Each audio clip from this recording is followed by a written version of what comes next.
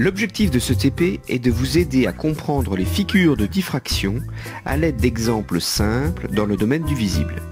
Comprendre comment à partir d'un cliché de diffraction X de fibre d'ADN, on a pu découvrir la structure hélicoïdale de l'ADN.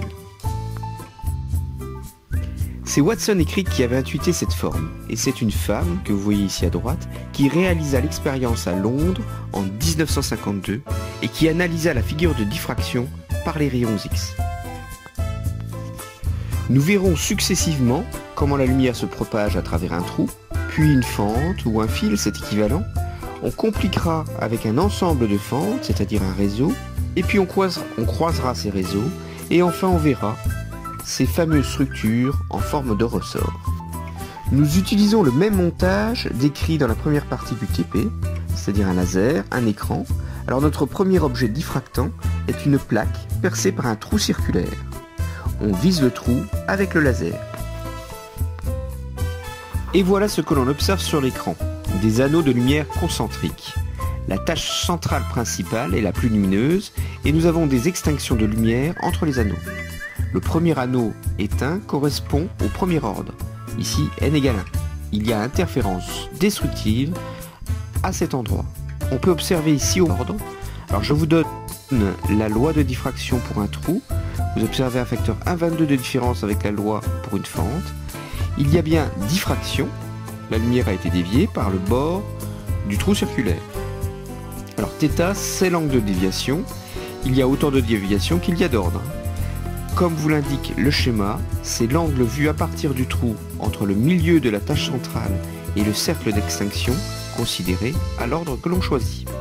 Expérimentalement, on peut mesurer θ si l'on connaît la distance grand D entre le trou et l'écran, et aussi le rayon du cercle éteint que l'on appelle U. Côté opposé sur côté adjacent, c'est bien la tangente de θ. On peut simplifier la formule dans le cas des petits angles quand θ est inférieur à 10 degrés. La tangente est alors équivalente au sinus de l'angle. On remplace alors sinus θ par U sur D. Expérimentalement, il est plus facile de mesurer le diamètre D, D égale 2U, que le rayon U. On s'attend donc à une relation linéaire entre les diamètres des cercles D et l'ordre de diffraction petit n. Pour le laser vert, lambda est égal à 532 nanomètres. On peut remplir un tableau pour n et d. On observe, en faisant la représentation, que d varie avec n comme une droite. Alors j'ajuste ici les points avec une courbe de tendance. Le logiciel me donne comme équation y égale 0,65x. C'est de la forme y égale à x plus b. C'est donc une droite affine qui passe par l'origine. B est égal à 0.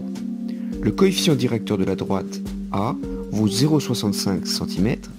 Et si l'on regarde la loi de la diffraction, par analogie, donc y égale d, x égale n ici, donc A vaut 2,44 grand D lambda sur le diamètre. Je peux donc en déduire le diamètre. J'ai pris ici le parti de tout exprimer ici en mètres, alors le coefficient directeur est exprimé en centimètres. Je dois donc le convertir. Et l'on trouve que le trou a un diamètre de 200 microns. On peut répéter cette expérience avec le laser rouge, lambda égale 633 nanomètres. On trouverait là aussi une droite et un trou de diamètre identique. Nous avons déjà vu dans la vidéo sur la diffraction d'un cheveu la loi de diffraction pour un fil. Alors ici, c'est la même chose pour une fente. Je ne vais pas donc détailler ici. dn est la distance entre les extinctions d'ordre n. Pour illustrer cette loi, on dispose d'une fente réglable. On peut observer la modification de la figure de diffraction à mesure que l'on ouvre la fente. Plus la largeur de la fente est grande, et plus la distance entre extinctions est petite, et donc plus on observe d'ordre. Le réseau, c'est un ensemble de fentes. Ces fentes sont tellement fines et rapprochées que l'on parle ici de traits. On dispose de différents réseaux. Ici, 500 traits sont tracés dans 1 mm. On appelle le pas du réseau la distance entre deux traits consécutifs. On la note petit p. Par une règle de 3, on peut calculer aisément le pas du réseau. Dans 1 mm, j'ai 530 traits, donc un trait correspondra au pas de petit p en millimètres. Vous voyez que pour les réseaux 500 traits, P vaut 1,9 micromètre ou 7,1 micromètre pour le réseau à 140 traits par millimètre. C'est une distance invisible à l'œil nu.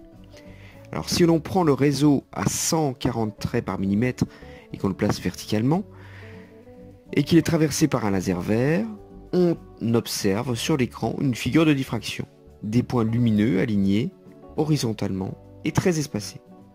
À la différence de la diffraction par une fente, on considère ici non pas les extinctions, mais les points lumineux, c'est-à-dire les interférences constructives.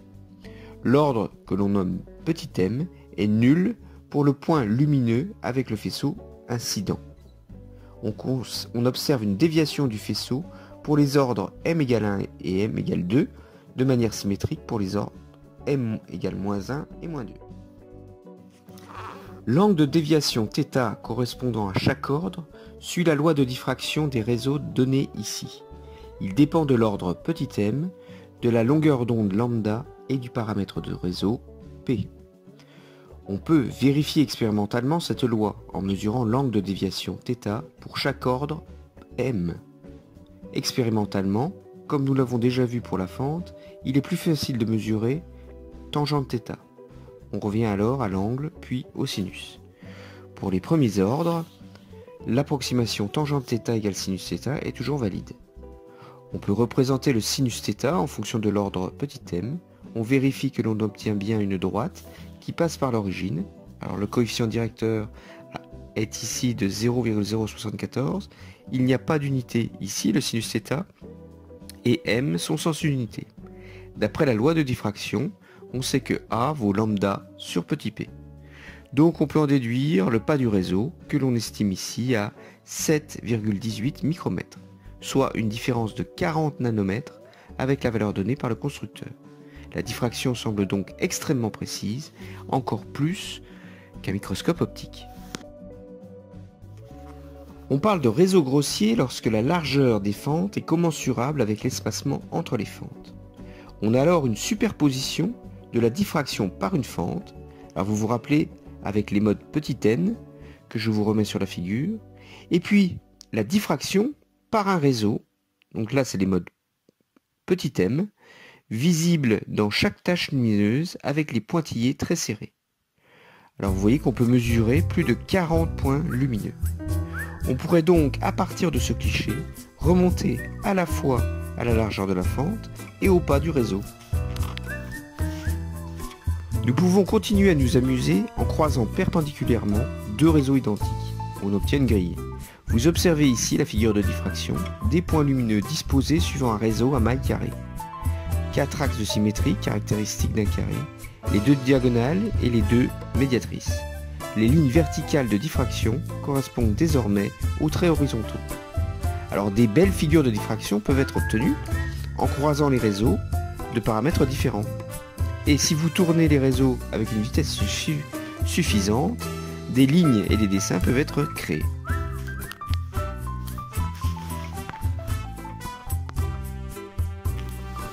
Intéressons-nous à la diffraction d'un ressort. Ce ressort peut se caractériser par l'angle 2α entre les spires écartées et puis l'ouverture de la spire que l'on peut noter P. Bien entendu, 2α et P vont être reliés au rayon du ressort grand R. Et essayons de décomposer simplement le ressort avec nos connaissances sur les réseaux. Le ressort peut être vu comme un réseau de fils inclinés dans un sens. Cela donne une figure de diffraction où les points lumineux sont alignés perpendiculairement à la structure réelle. La distance entre les points lumineux, on parle aussi d'interfrange, est inversement proportionnelle à P. La lumière va être interceptée aussi par un réseau de fils inclinés, mais cette fois-ci dans l'autre direction. Cela donne une autre figure de diffraction tournée d'un angle 2α. La combinaison des deux réseaux de fils diffractants donne la figure de diffraction qui ressemble à une croix de Saint-André. C'est ce qui est caractéristique de la diffraction par une hélice. C'est ce que l'on vérifie expérimentalement sur l'écran lorsque l'on éclaire la structure du ressort par le laser. Si on considère une double hélice, la figure de diffraction va se compliquer. C'est-à-dire les deux structures décrites précédemment vont alors se décaler dans l'espace. À certains endroits sur l'écran, la lumière des deux hélices va interférer de manière destructive et des points lumineux vont disparaître, comme vous l'observez dans le cercle rouge. Et c'est ce qui est observé sur le cliché de diffraction X de l'ADN. La disparition de ce point lumineux sur la croix de Saint-André était la preuve d'une macromolécule formée non pas d'un simple brin, mais de deux brins enroulés l'un autour de l'autre, avec un pas de 3,4 nanomètres. Ce que nous venons d'illustrer expérimentalement est à la base de la cristallographie. Les tailles accessibles correspondent dans le domaine du visible aux cellules de 10 à 100 microns. Les dimensions des macromolécules biologiques sont plutôt de l'ordre du nanomètre. Pour atteindre ce niveau de détail, on utilise la diffraction des rayons X, c'est-à-dire que l'on va bombarder avec des électrons X un cristal composé de molécules biologiques. Ce cristal est composé d'environ 10 puissance 15 molécules identiques, arrangées dans les 3 dimensions de l'espace.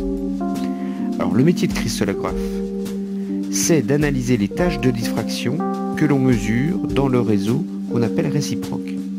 Alors on peut revenir dans l'espace réel par une opération inverse à la diffraction qu'on appelle la transformée de Fourier. On peut déterminer ainsi la densité des électrons, c'est-à-dire la distribution du nuage d'électrons des macromolécules. Cela permet ensuite de localiser chaque atome de la molécule et de déterminer les coordonnées dans l'espace en 3 dimensions, en 3D. Vous imaginez bien qu'il faut des centaines de clichés de diffraction. Chaque cliché est obtenu en tournant le cristal. En biologie, outre l'ADN, les structures les plus fréquemment retrouvées sont les protéines. Alors on retrouve des hélices, mais aussi des feuillets bêta. Alors ces feuillets, on les représente généralement par des rubans.